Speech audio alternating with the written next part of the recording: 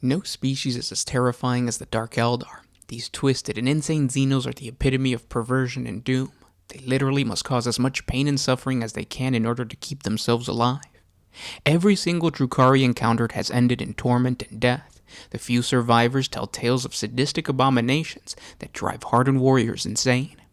One of these blood-chilling creatures is known as a Talos pain engine.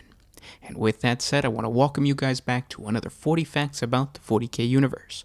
I am your host Gershwin, and today it's Dark Eldar. If you guys are new to the channel, subscribe. We post Warhammer 40K lore videos every single day. If you guys have suggestions for other topics of Warhammer 40K that you guys would like us to create a video about, let me know what it is in the comment section below. And if you enjoy our content, thank our patrons on Patreon. It is because of them that we can do this. Link in the description if you guys want to support us. But with that said, let's get into 40 facts on the Talos Pain Engine. Created by the insane Dark Eldar Masters of Pain known as the Homunculi, the Talos pain engines are the Drukhari constructs used as living weapons of war. Pain engines were first created as grotesque torture devices. They combined the precision of a machine with the psychological terror of an enslaved organic being. This means that the Talos is just as much in agony as its victim, being incentivized to cause as much torture as possible in order to relieve its own frustration. The pain engines became so popular at causing mayhem that the homunculi employed them as weapons of war across the galaxy's innumerable battlefields. These semi-sentient machines are invaluable to the homunculi, as they serve as both guardians of mobile torture chambers, inflicting punishment upon all those who displease their master. The fate of those caught within the death grip of a Talos does not end with death. The remnants of the victims caught within its grasp are siphoned out to be used in the creation of potions and elixirs. And in battle, this gruesome process is immensely pleasing to the homunculus owner, for not only does it provide an entertaining spectacle, but it also affords the Talos even greater motive power as it harnesses and consumes its fleshy bounty. Clacking and twitching as if reveling in the kill, the Talos advances with renewed vigor, its highly technological weaponry spitting indiscriminate death into the ranks of the foe. And when it catches its next quarry, the process begins anew. But the fate of one caught by the Talos does not end in death. Upon the engine's return to its coven, the living parts of its victim will be siphoned out from within the metal shell and used to create yet more potions and elixirs.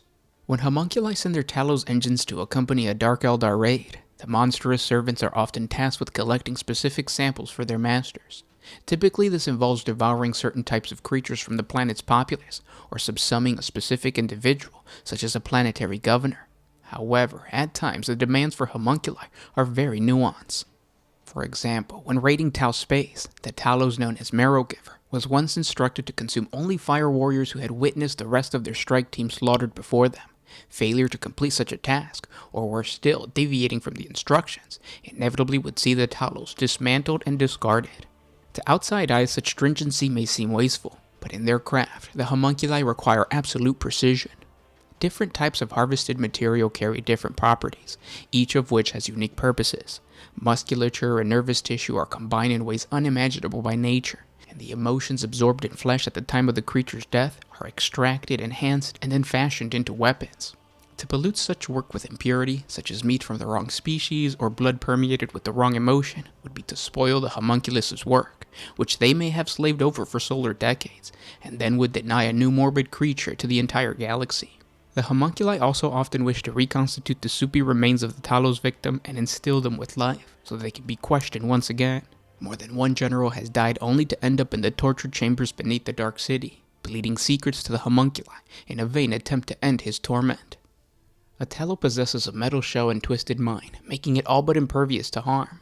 But the value to a homunculi is not just as a shield, it also acts as a tool, for it allows its master to punish the slow and weak without lifting a crooked finger. The forelimbs of a Talos can also be mounted with a variety of crude implements, such as a macro scalpel that can scissor even an Ogren's body into bloody chunks, a chain flail that can rip flesh and metal with equal ease, and an ichor-spewing funnel that siphons fluid from the Talos' thorax to reduce lightly armored victims to primordial ooze. Additionally, this creature can carry ranged weaponry, such as a liquefier gun at the end of their scorpion-like tail. But it is its manipulators and scalp-keen claws that hang underneath the Talos' segmented carapace that are truly to be feared. When a Talos catches an enemy warrior, it holds them tight with a pair of grasping steel limbs and begins a rapid and efficient disassembly of its victim with the rest. Motors hum and drills whine as it works its way with surgical sharp implements, drawing each constituted part into itself, stripping and rendering down the physical form of its prey layer by layer until nothing is left but a few drops of blood. Because of the popularity of the paint engine, the Talos design has been altered and modified by the inventive homunculi all throughout Camera, and many variants are known to exist, each one seeking to rival the amount of torture and pain that can be created. The homunculi covens, such as the Prophets of Flesh and the Ever Spiral, have made the most distinct war engines. One of these examples is known as a chain ghoul. It drags hooked chains across the battlefield, snatching up victims and then flying high enough to make it impossible for them to escape. It is a terrible sight to behold, as the victims squirm like fish out of water, attempting to remove the hook from their bodies at no avail. The chain ghoul patiently dismembers its catch, while the others look on in horror at what will happen to them. One by one, they are consumed, and when the cumbersome engine is done, it sweeps down to catch more of its prey.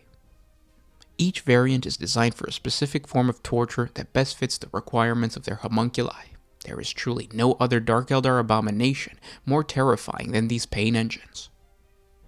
And those were 40 facts on the Talos paint engine. I hope you guys enjoyed this video, and I hope you guys enjoyed the lore of the Talos paint engine.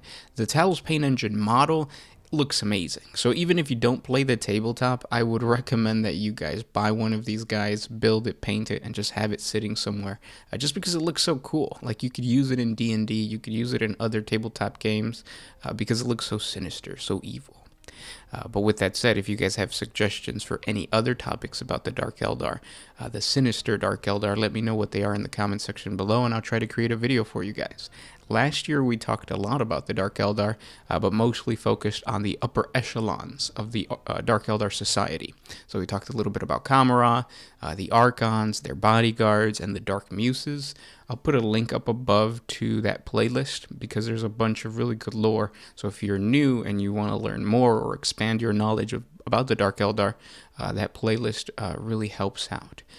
But again, if you guys have suggestions for specific topics about the Dark Eldar, so if it's like a named character or something like that, just let me know what it is in the comment section below, and I'll try to create a video for you guys, even if it's away from the Dark Eldar, so like anything about 40K, just let me know what it is in the comment section, and I will be down there talking to you guys and taking notes, I guess. But yeah, thanks for listening, guys, and talk to you tomorrow. This is Gershwan with One Mind Syndicate signing out. Always